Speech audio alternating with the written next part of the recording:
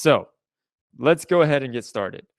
Dhagash did a little bit of sightseeing around the world. He's been to so many different schools. It's really, really incredible to see his bio, and you can read the full bio on the page, and I can put a link to that because it is long and we don't have enough time. He's done so much that it is quite incredible, Dhagash. I've told you that already, but it's worth repeating. Now, just for the people that don't know, he is a senior investment strategy manager at Investment Strategies Group at Vanguard. And one thing that is really cool about what he is up to these days is he's on the editorial advisory board for the Journal of Financial, or for the Journal for Financial Data Science. So without further ado, I think it's just about time to hear some of your wisdom and knowledge imparted upon the rest of us. Dhagash, I'm going to hand it over to you, man. Thank you for sharing. Yeah, thanks very much. And so you can see my screen, right? All good. Yep. Yeah. Perfect. Yeah. Okay. So thanks very much, Dimitrios. Thanks very much, David, Jen, Simon, the whole team at TMLS. I'm honored to be a speaker here, and apparently I'm the first speaker in the technical session. So thanks very much for inviting me here. I'm going to talk about some new applications of machine learning that I've been exploring these days in this talk. I should put this disclaimer right in front. This work is still pure research. My views are only my views, not necessarily Vanguard's views. So yeah, that's strong disclaimer here. I'm just representing my own research for now. So here I'm going to talk about something that we are calling Fund2Vec, and by we I mean myself in collaboration with super talented machine learning engineers, machine learning researchers at Vanguard, Dhruv Desai and Vipul Satone. So we are working on something called product similarity in general. So I'll start from some basics of product similarity in layman's terms. So this is the question that I'm interested in. Question one, given a product, and a product can be just any product. So given a product, what are other similar products? Okay. The second question, a very relevant, very related question to the first one. If you have two products, how similar or dissimilar these products are from each other? Okay, so that's a whole underlying question that I'm exploring. Product similarity is also known as peer analysis, competitor analysis, and so on in many different areas in finance and in general in business intelligence. It's very frequently arising problem in most business areas. For example, if you search something on Amazon, it will start showing you some similar products that you search for. Okay? So that's basically the crux of recommendation system. And you can also think of Netflix recommendations on similar movies. You have seen some movie, and then Netflix will start recommending similar movies to the one that you have watched. Okay? In our case, the problem is specializing to finding similar funds or ETFs. I'm in the financial industries, and mutual funds and ETFs are on a surge right now. In my case study here, the products mean mutual funds or ETFs. Okay.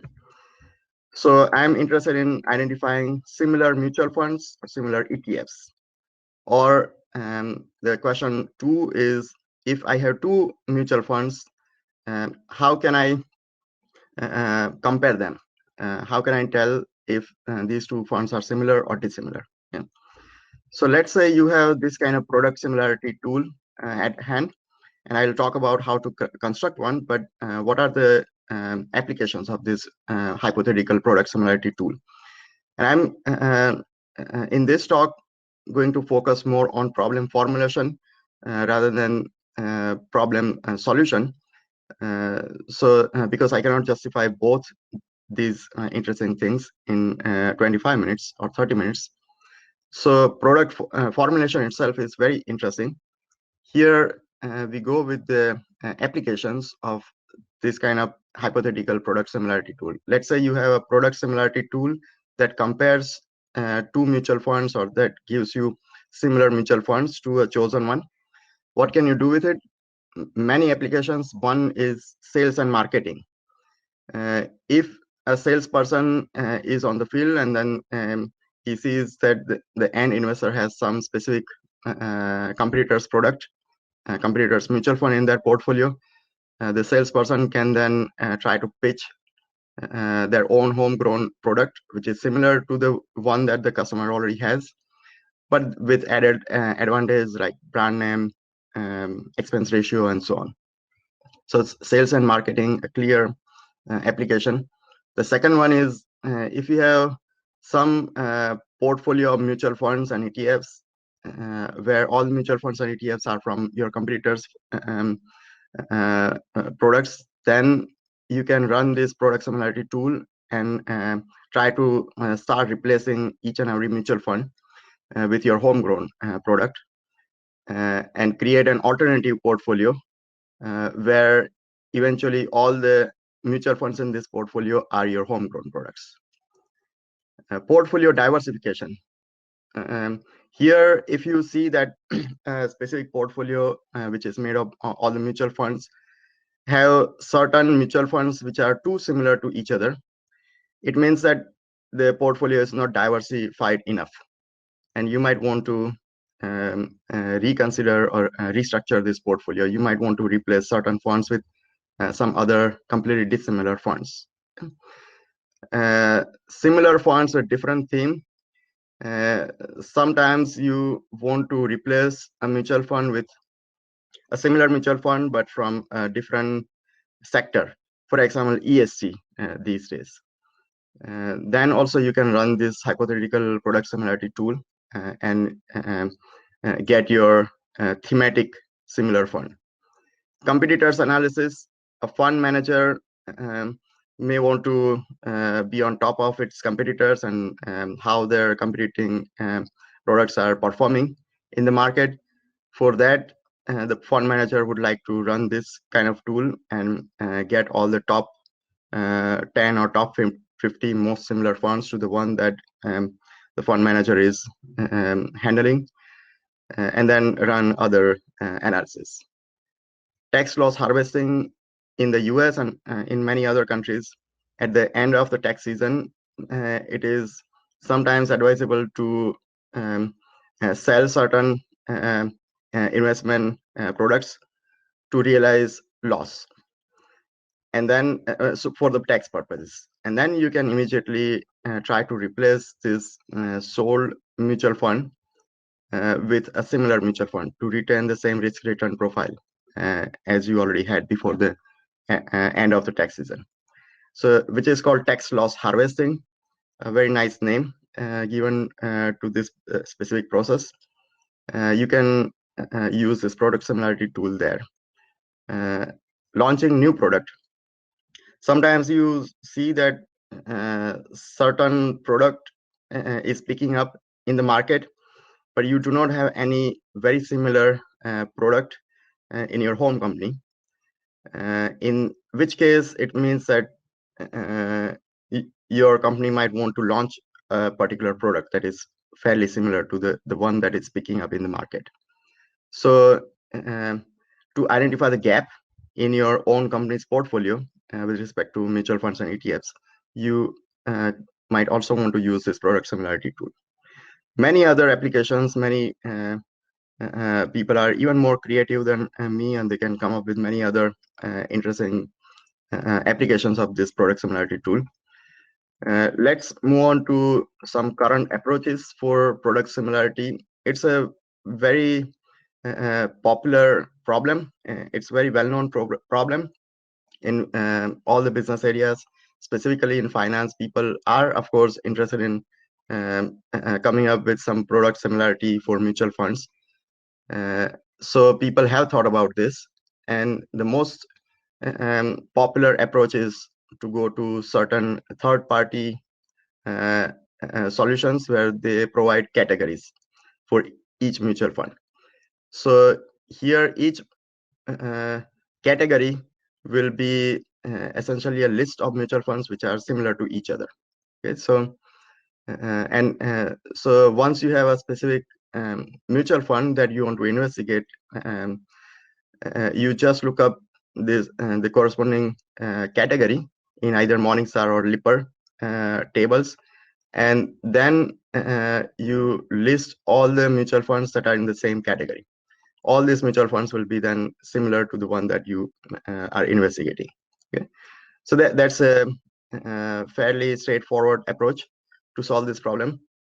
One problem is that sometimes this categorization is done by human experts, and hence there might be some qualitative understanding going on, and sometimes it is also partially black box because it's decisions are made by some committee of experts.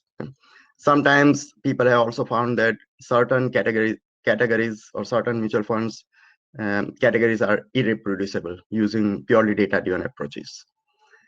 And there is also no ranking. So you have this all 100 mutual funds in the same category shown as similar to the one that you are investigating, but then you don't know which one of these 100 mutual funds is more similar than others. Okay, so that's severe drawback here. There are other quantitative approaches people have been trying. For example, compute the overlap between two portfolios using, say, Jacquard index, weighted Jacquard index, and so on. However, it captures just a bigger picture, but not necessarily granular details. Compute Euclidean distance between pair of portfolios in a chosen set of variables. For example, aggregate level information from some third-party data source. And you have high dimensional space, and the Euclidean distance between two mutual funds would be giving you some good measure of similarity or dissimilarity. But it only captures linear relationship, not necessarily a non-linear relationship. Compute cosine similarity. So instead of Euclidean distance, you can also go slightly deeper in this computation and compute cosine similarities between the vectors of mutual funds in this high dimensional space. Again, it captures linear relationship and not necessarily non-linear relationship. There are many other unsupervised machine learning techniques, such as unsupervised clustering, that people have tried. I was surprised to see people all the way in 1997 writing papers about mutual fund similarity using k-means and other unsupervised clustering methods. Usually, they also capture linear relationship because they are tied to Euclidean distance in many cases, and people have not explored other distance metrics, or sometimes these methods just don't scale well. So that's basically an overview on the on all the approaches that people have been trying. Our idea is to reformulate the data of mutual funds and their underlying assets as a network.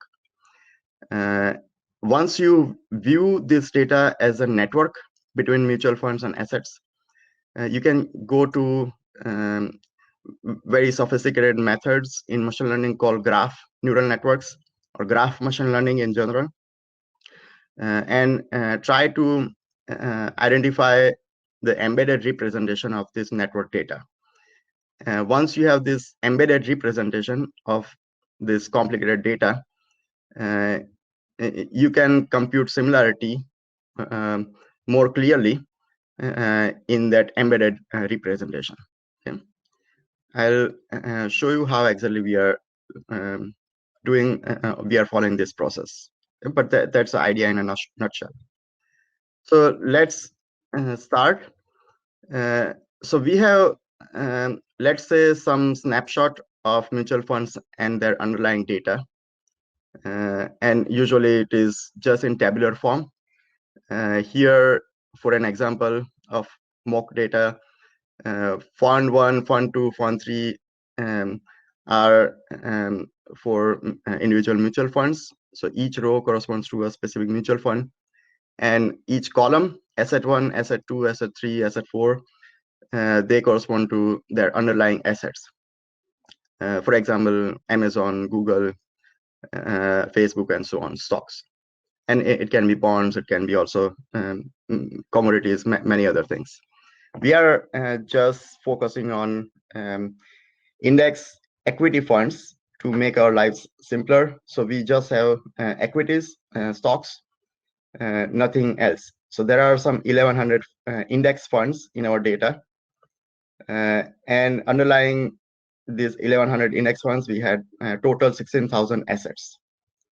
In this tabular format of this data, the entries, individual entries correspond to the portfolio weight of that particular asset in that particular fund. So for example, the first entry is 0.2, which means that asset 1 is 20% of fund 1, okay? And asset 2 does not exist in fund 1, and so on. So that's our raw data. Okay, now what we did was we put these nodes or circles, red circles, one red circle for each fund on the left. So fund 1, fund 2, fund 3, fund M.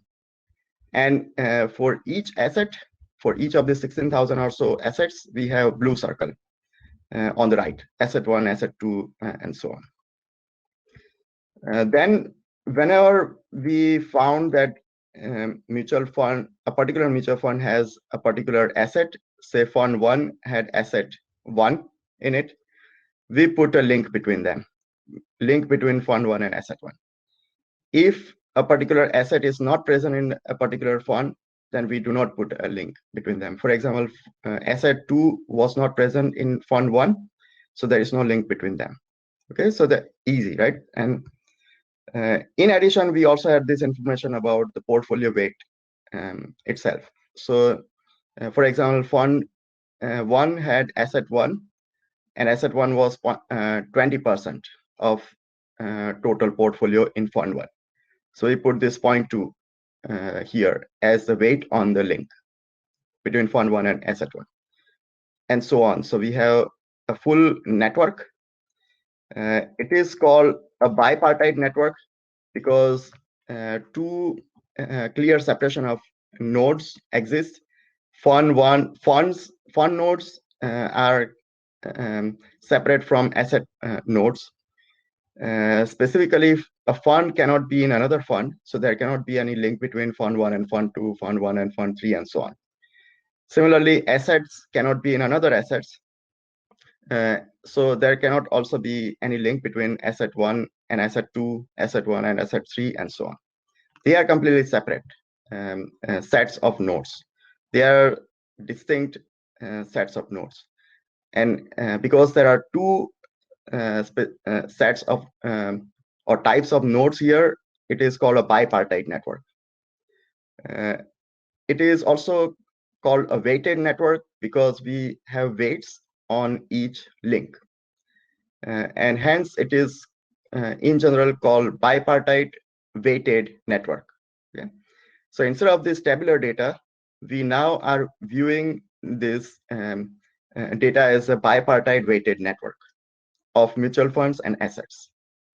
And bipartite networks are present in many other areas as well, protein networks, movie actor networks, flavor ingredient networks, and so on. Okay, so there are so many other areas where you can find this kind of bipartite networks.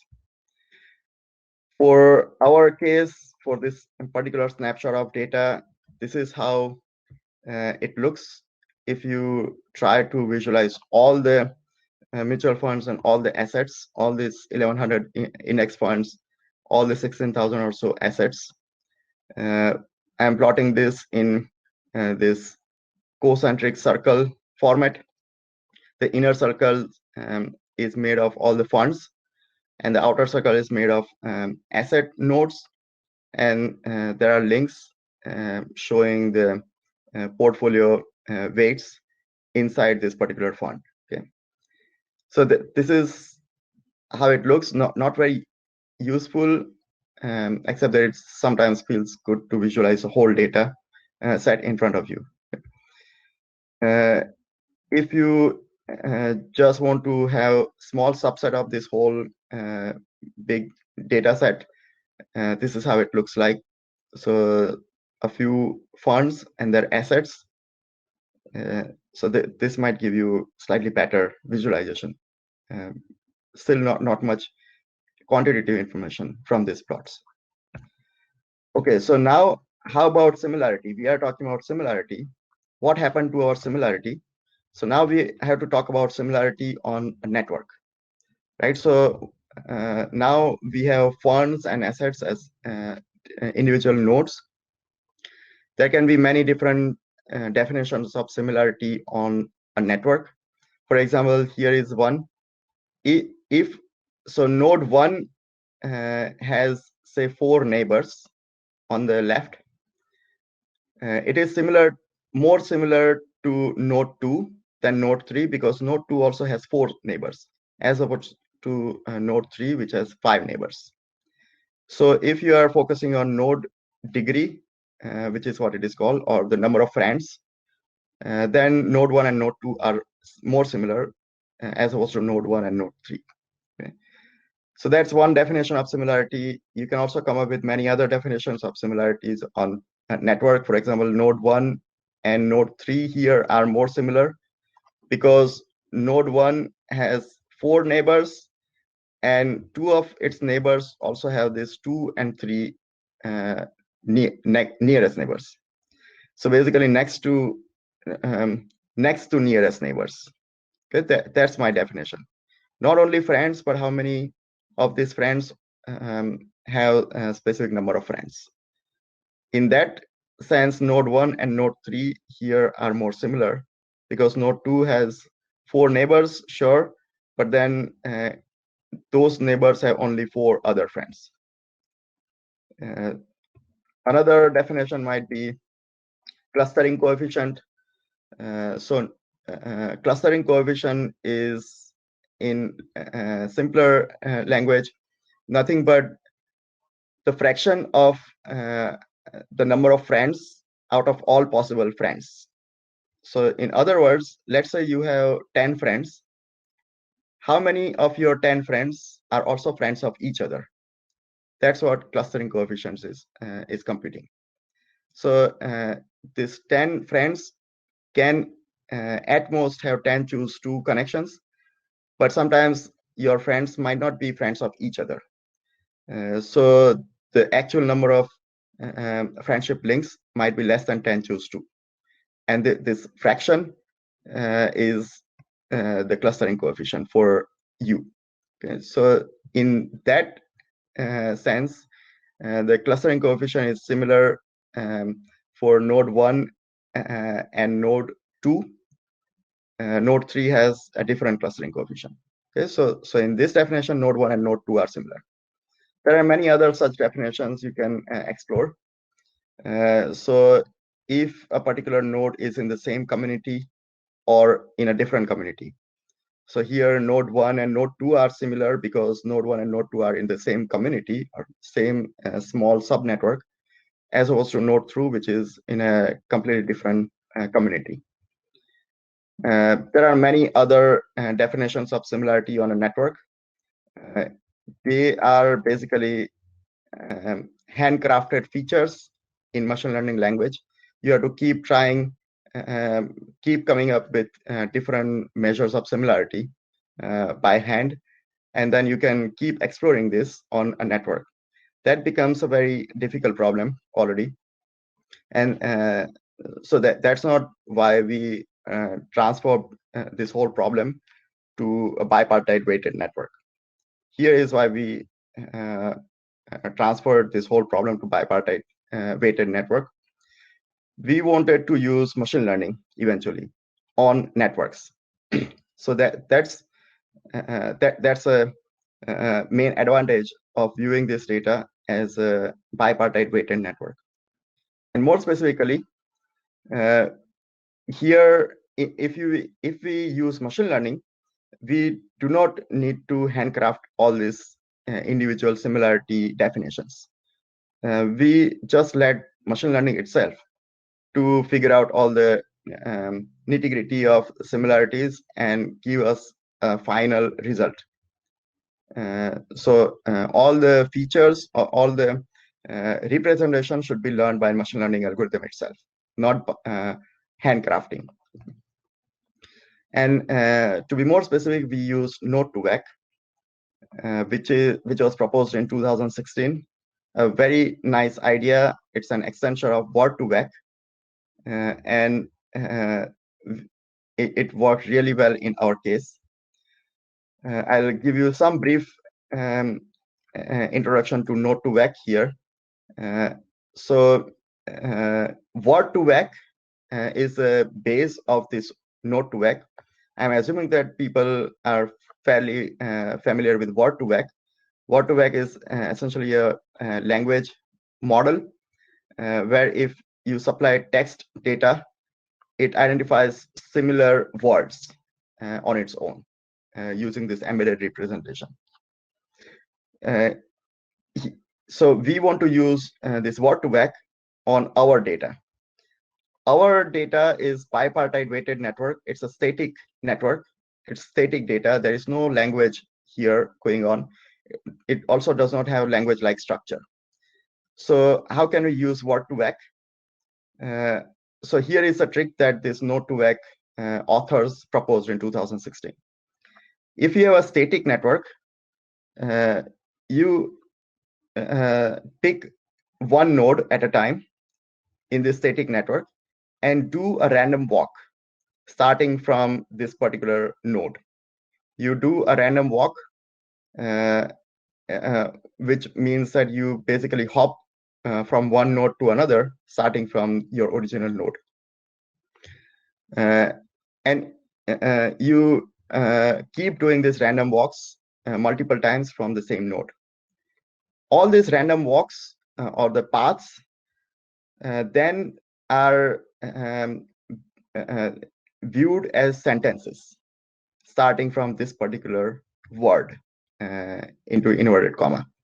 So the original node can be viewed as the beginning of the sentence, and whatever path this random walk takes is then considered as a sentence. You are basically creating a sentence while doing a random walk. And you can create many sentences from starting from the same word or same node. Then you move to another node, again, do many random walks from that node and create many sentence-like structure from that particular node as well. You do it for all the nodes in the whole network. Once you have this new data set, new derived data from the original network, you have some sort of language-like structure. So you have created this new data set which has sentence-like structure. Once you have that, just apply Word2Vec as it is. And then you are done. So then you have language-like structure.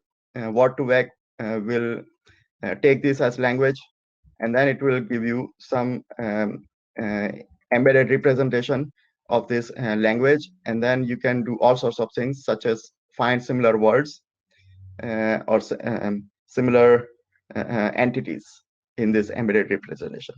That's a crux of this. And we have many further analysis in our upcoming paper, and I won't go into those details in this talk.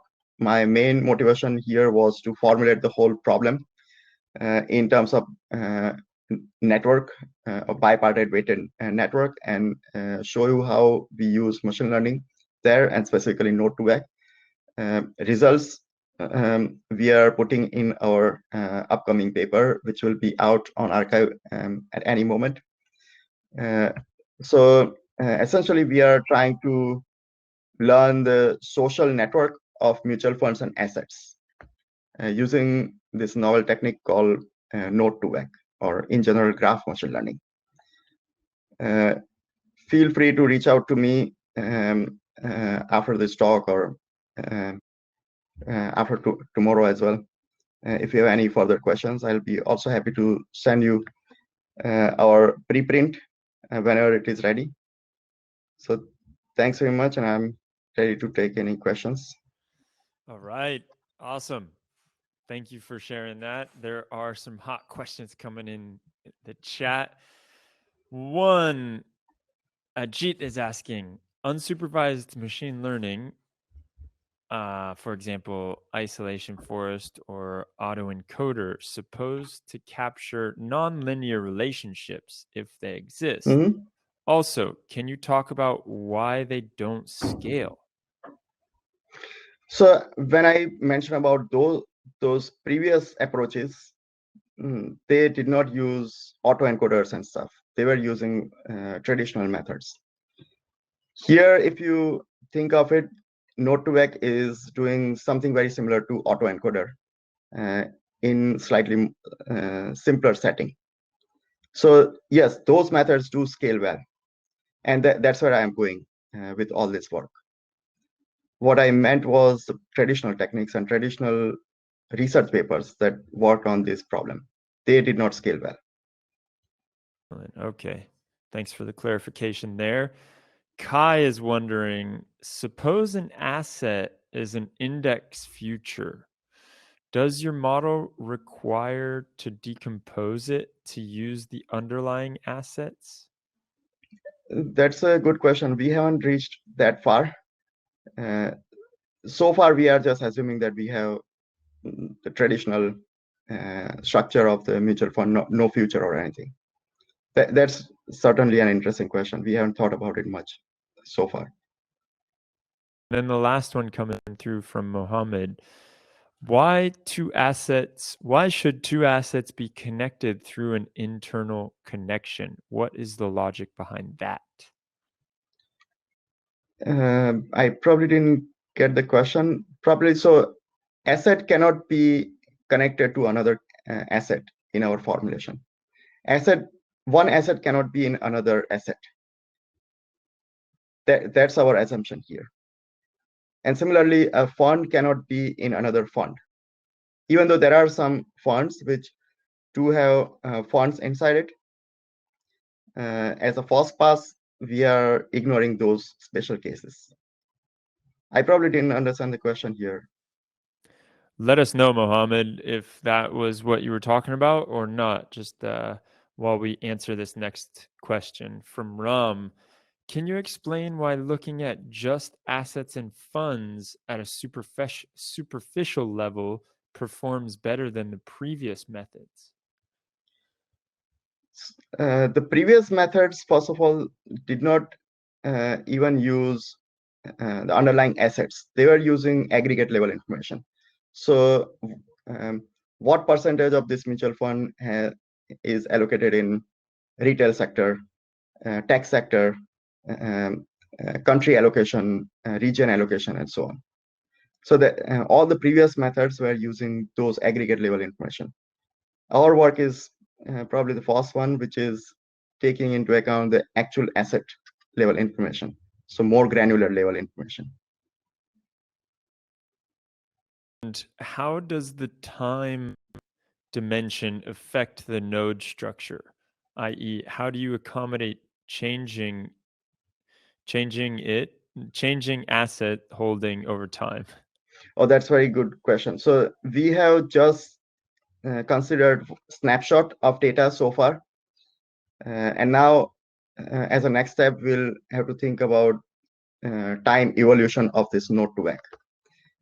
That's already a very tricky question for machine learning itself. So machine learning technique itself, how to accommodate time varying or dynamic networks and still keep computing this similarity or embedded representation for different timestamps, and still keep tracking on all these nodes moving from one cluster to another? That's a very tricky question, even from machine learning theory side. So yeah, it's ongoing work. We do not have any specific concrete result yet. Great. How do you take into account cross correlation between different assets? So here we are focusing only on the weights of assets, and we are ignoring all the cross correlations. So that's probably our strict assumption here. And again, I think it goes back to our formulation where one asset cannot be in another asset, or one asset cannot be linked to another asset at all. And I guess the question might be related to the performance or stock price correlation. We are not taking that into account here. Okay. So Mohammed was coming back to clarify his original question. I saw in your examples that some internal nodes are connected, and I thought in your use case, your assets are connected too, which wasn't the case. No, this is the picture. Can you still see my screen? Yep. So no, asset is not connected to any other asset in this picture. Fund is not connected to any other fund. So that's why it is clean bipartite network. There is a clear distinction between fund nodes and asset nodes. Last question coming through, I think, and then we're gonna call it a day. What Sure. is the number of dimensions of the embedded vectors you used? Yeah, so that's a good question. So eventually, after doing hyperparameter optimization and stuff, we found 16 as our optimal dimension. 16 was the dimension of the embedded representation. And then to follow up with that, do you find the optimal dimension varies for different use cases? We do not vary this dimension depending on the use case. The dimension is varied in more objective fashion. So we choose some mathematical metric, and then we want to optimize this metric while varying this dimension. So that's our strategy. We are not varying the dimension with respect to the specific use case. Excellent. All right. Last one, and then we're going to finish it. We just got some excited people. Ram's asking, how many random walks did you need per node to create optimal sentences? So we used default, which was, I think, 30 or so. Excellent. All right. I think that's it. Thank you so much for joining us and talking to us. Uh-oh. There's another question coming through. Wait, we just can't finish. People are too excited. Last one. I guess this is the sign of a great talk. To continue Mohammed's question, I think the confusion comes from the index closeness of nodes where some blue nodes were linked to each other. Okay, it's not a question. All right, great. That was some clarification. Thank you, and we will see you all in the next talk. Enjoy, and don't forget to fill out your profile, which is in the top right corner. See y'all later. Have a great, Thanks very much. Great conference. Bye, everyone.